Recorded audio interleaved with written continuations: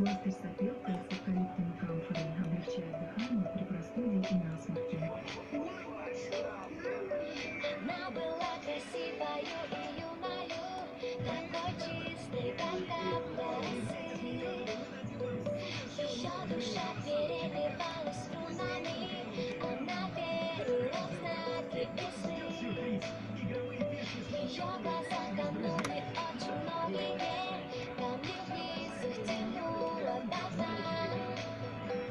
Крались за нее демоны и боги, но неприступной осталась она.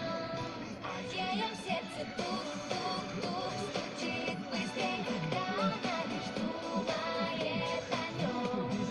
Так хотела стоп-стоп-стоп сказать себе, свои чувства спрятать за замком. А ее в сердце тук-тук-тук стучит быстрей, когда он просто смотрит ей в глаза. Уже не в силах стоп-стоп-стоп сказать себе, она бесповоротно влюблена. Казалось, что расставлены все точки и что сценарий написан давно. Пока в ее глазах небесной красоты не зажглась ярким светом любовь. А ее в сердце тук-тук-тук стучит быстрей, когда он просто смотрит ей в глаза. Уже не в силах стоп-стоп-стоп сказать себе, она бесповоротно влюблена.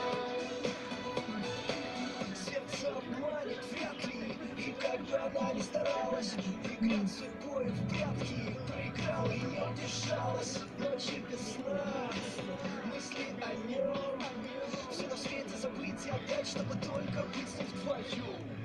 Это любовь, точно, она сдалась без боя, разорвав на сотни кусочков все сценарии, все свои роли.